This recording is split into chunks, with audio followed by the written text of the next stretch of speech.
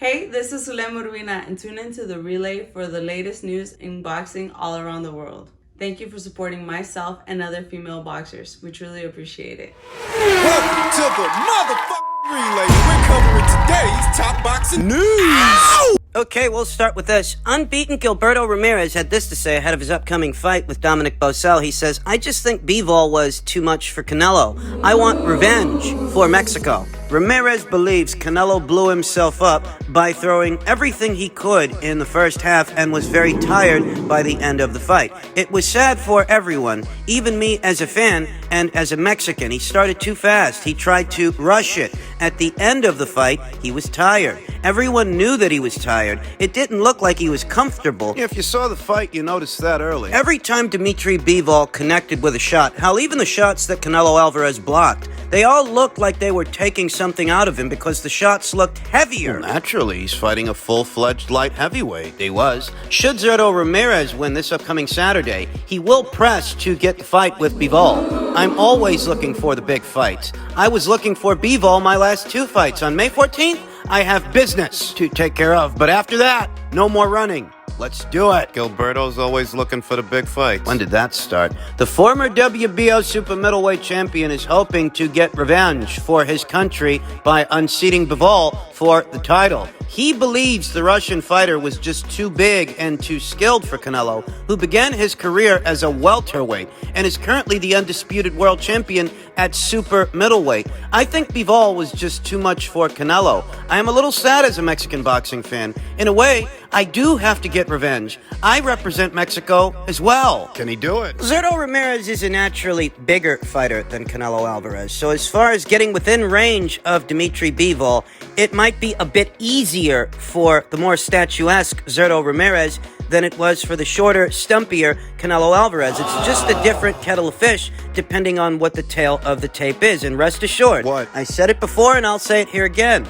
Size matters. It's easier for Bivol to fend off a smaller fighter moving up in weight than it would be for him to fend off Zurdo Ramirez. Canelo Alvarez is a strong puncher, and he's proven himself to be a pound-for-pound fighter over time, but there are some times when some mountains are simply too high to climb, that his power isn't at 175 what it is at 168. And that his frame. His physical dimensions aren't generous enough for him to carry the added weight of a light heavyweight and still be as effective as he is as a super middleweight, coupled with the durability that the light heavyweights are going to have as opposed to the super middleweights. The guys at 175 pounds, they are more durable than the guys at 168. These factors affect the overall environment inside the ring. Could Zurdo Ramirez have the success? Zurdo's got way more generous physical dimensions than Canelo and Dimitri. Zurdo's a tall drink of water, and while I don't think he's as skilled as either Canelo Alvarez or Dimitri Bivol, while I don't think he's the boxer, I don't think he's the same boxer that they are. but he is a physically imposing fighter.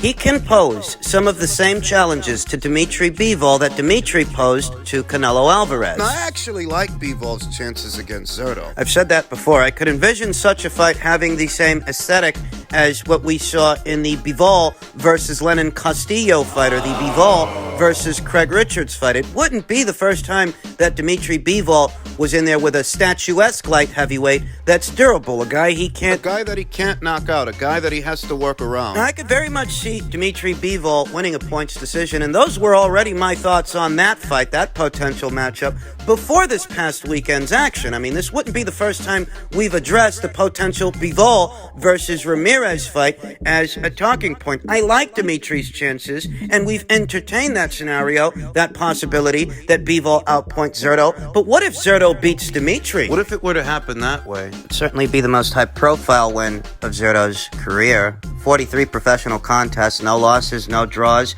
A lot of fights that really aren't memorable. He's got 1 or 2 solid wins on his resume. Back in 2015, approximately 6 or 7 years ago, he won a unanimous decision against the very awkward and durable Maxim Vlasov. That was in the light heavyweight division, though. It's important to note that. That's before he became the super middleweight division's WBO champion by unseating the then reigning champion Arthur Abraham. He decisioned Vlasov in 2015, unseated Arthur Abraham as champion in 2016. And none of these were high-profile victories at the time. These were not big fights, very big fights, quite the opposite, quite forgettable. Those were some solid names at the time, but those weren't high-profile fights. I think the most high-profile fights he had in his tenure over there at Top Rank were the two Jesse Hart fights, but beating Jesse Hart... It's not really a high-profile victory. This past Saturday's upset of Canelo Alvarez at the hands of Dimitri Bivol creates the perfect environment for Gilberto Ramirez to take center stage and perhaps become at least one of Mexico's premier fighters, because he's been fighting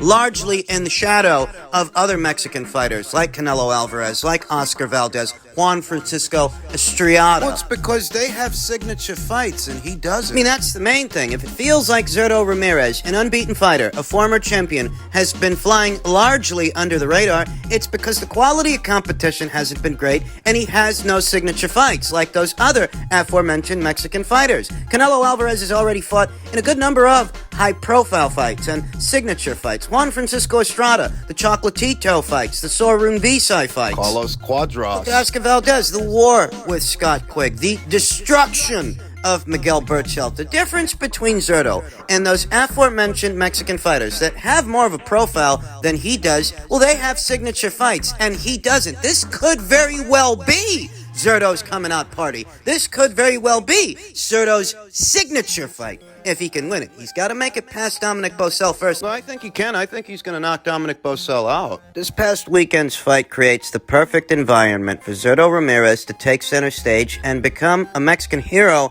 in the sport in all the ways that Canelo Alvarez has been a Mexican hero in the sport. Except Zurdo, unlike Canelo, Zurdo is a natural light heavyweight. This guy's physical dimensions, he could probably fight as high as cruiserweight. The guy's huge. Dimitri might have been too big and too skilled for Canelo. Against Dimitri at light heavyweight, it was too high a mountain to climb for the naturally smaller Canelo Alvarez. But Dimitri won't be too big for Zurdo, quite the opposite. Zurdo's bigger than Dimitri, so if Dimitri's going to secure the W, he'll have to outskill him, and he may prove a bit harder to fend off than a smaller fighter moving up in weight like a Canelo Alvarez. That's the situation, and the light heavyweight division has just become a lot more intriguing. I said it before, Canelo Alvarez needs to think twice about fighting this guy again or going back there. Let the light heavyweights light heavyweight, and you focus on ruling as the super middleweight division's undisputed champion before you think about running it back with this guy. Let all those guys settle up with each other. Let an undisputed champion emerge. And if Dimitri Bivol does turn out to be the last man standing, then you make your return to the light heavyweight division for vengeance. He has to put his pride to the side and live to fight another day. Canelo Alvarez's loss to Zurdo Ramirez, the waves it created,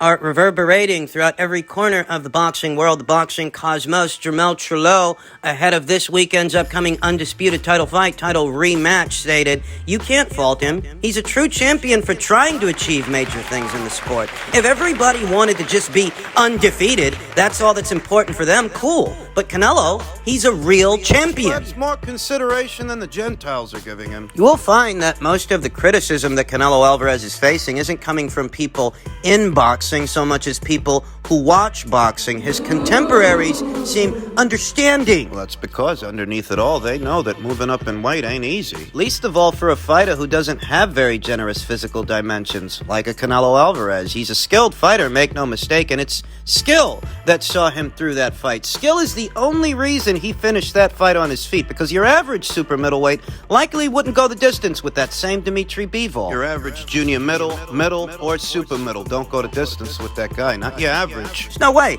Jermell Charlo himself is attempting to add to his own legacy this upcoming weekend by taking on Brian Castaño for a second time. You have to wonder, if he emerges the victor, is ESPN gonna finally give him his just due? Well, Ring Magazine, since Jermell Charlo, the junior middleweight division's Ring Magazine lineal and unified champion, is absent from their pound-for-pound rank standings. I often tell you guys, I don't follow their lists, I don't swear by them, I have my own, as the logic that goes into Their version of a pound-for-pound list seems to be little more than a popularity contest where the names and how they stack up are determined by a tally of votes, as opposed to individual analysis and a prevailing metric. A prevailing unit of measure that applies to every fighter ranked on the list. I don't abide by Ring Magazine's pound-for-pound list or ESPN's because the names and how they stack up are really just determined by an editorial panel and that editorial panel's votes, as opposed to a prevailing unit of measure that is consistent and applies to all the fighters ranked on their pound-for-pound list. I mean, that's ideally how it would be. What applies to one must then apply to all. Jermell Charlo's currently in possession of the same number of alphabet titles that Gennady Golovkin was when he was ranked on their list. Hell, he's in possession of more. It didn't take for Gennady Golovkin to procure 3 alphabet titles before Ring Magazine ranked him, before ESPN ranked him as one of the best pound-for-pound fighters in the world, one of the best pound-for-pound fighters in the sport. All it took for Gennady Golovkin to do was beat David Lemieux. You were already ranking him as number 1. I'm not even telling you that Gennady wasn't a pound-for-pound fighter. I'm telling you that the logic's gotta stick. What applies to one must apply to all. So if Gennady Golovkin is a pound-for-pound fighter for unifying 2 world titles in the middleweight division, why wouldn't the same apply to Jermell Charlo? He's beaten 2 active reigning world champions at junior middleweight, what could soon be 3 if he finishes the job with Brian this weekend. Maybe if he beats him, they'll rank him. ESPN has already caused some hubbub with their updated pound-for-pound ranked standings. Canelo Alvarez has lost some ground. He is no longer their number 1 pound-for-pound fighter in the sport. Devoid of what other discrepancies you might find on that list, one among them, at least one among them that I have, is that Jermell Charlo's efforts in the junior middleweight division are not recognized by the people over there at ESPN. Here at Ring IQ, Jermell Charlo ranks in the bottom tier of the Ring IQ pound-for-pound list, and should he finish the job this weekend, he will gain ground. I've held out on updating the list, waiting for this fight. Because it's either Jermell Charlo's going to finish the job in the second fight that he didn't finish in the first and gain ground on the list, or Brian Castaño's going to beat him this time, bump him off, and occupy his spot. I've held out on updating the list, waiting for the outcome of this fight. It's near impossible to create a list, a pound-for-pound list, that most anyone and everyone will agree with. There are going to be discrepancies. That's the given. The most you can do when it comes to a pound-for-pound list is apply logistics that are consistent. The logic has to stick. Otherwise,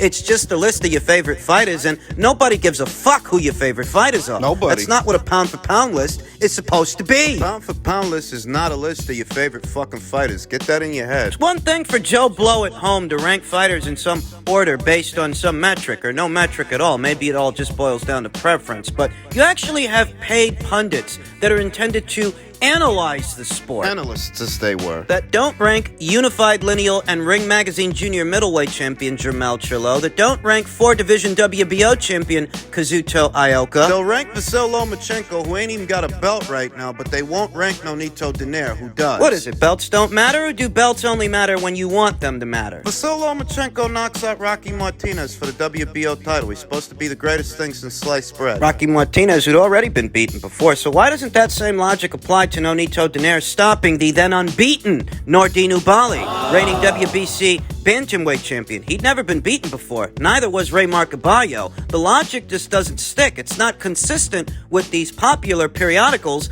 and their lists. And that's why I don't abide by them. I have my own. If Jermell Charlo emerges the victor this weekend and he becomes his division's undisputed champion, he will gain ground on the list. If it happens the other way and Brian Castaño emerges the victor, he'll bump Jermell Charlo off and occupy his spot as his division's undisputed champion. As far as the contest itself, I've said it before and I'll say it again. Brian Castaño is a formidable fighter, comes from a good amateur background. He's a pressure guy, a volume puncher, a characteristically aggressive fighter. And that might fluster a guy the first time out. But the second time out, not much changes in that pressure fighter's approach. Rematches are often won by the guy that can make the most adjustments. The guy that can actually change something about how he approaches the fight and fights the fight. In this fight, I happen to think that guy is Jermell Charlo. We know that both guys can hurt each other. We saw Brian hurt Jermell, and we saw Jermell hurt Bryan. But Jermell is a boxer-puncher. Boxer-punchers are more capable of making adjustments than pressure guys, than pressure fighters. Pressure fighters are the kind of fighters that stay in character through and through.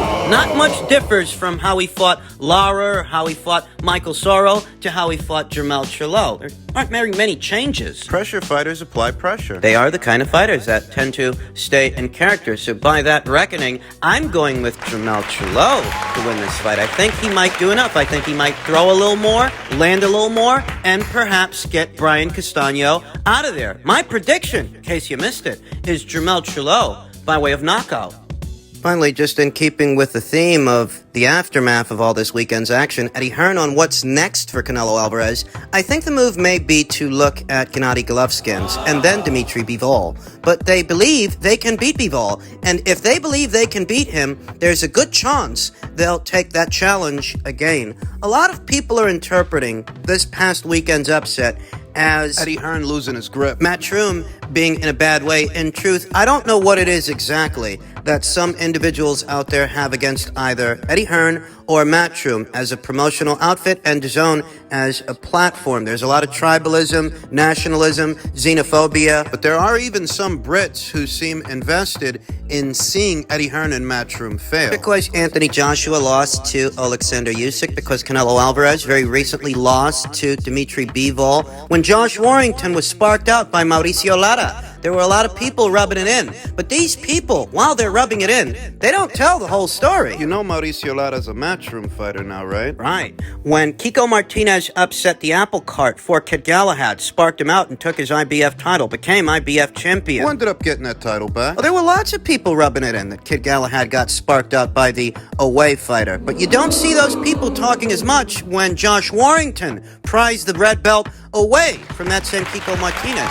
You think about what kind of reaction Joshua versus Usyk 2 is going to get. That's likely going to be the biggest fight. That's going to blow anything else happening at or around that time out of the water. It's almost a guarantee that it will be commercially successful. The same rings true of Canelo Alvarez's inexorable ring return, whether it's against Gennady Golovkin or Dmitry Bivol. When he decides to come back, that's going to blow anything else that's happening out of the water. Yet another big commercial success for Matchroom. This is what Eddie Hearn's detractors don't tell you. They don't tell you the rest of the story, that it really is Matchroom that's staging the biggest shows. What's Top Rank got lined up that's bigger than Joshua versus Usyk? What's Top Rank got lined up that's bigger than Canelo Alvarez's ring return? What do they got? What's the PBC got? What shows have they got coming down the pipeline that are going to be bigger than those shows? The goal of a promoter is to put on commercially successful shows, big ones that generate a lot of interest and generate a lot of revenue. Matchroom is doing that. Yeah, Canelo Alvarez lost to Dmitry Bivol. But unless something changes, unless I'm mistaken, Dmitry Bivol is a Matchroom fighter. So how is that a loss for Eddie? Frank Warren wins one purse bid, stages one big show, and that's supposed to be the end of Matchroom. According to Eddie's detractors, it was, but I didn't see those detractors talking about how Frank Warren got beat out by Don fucking King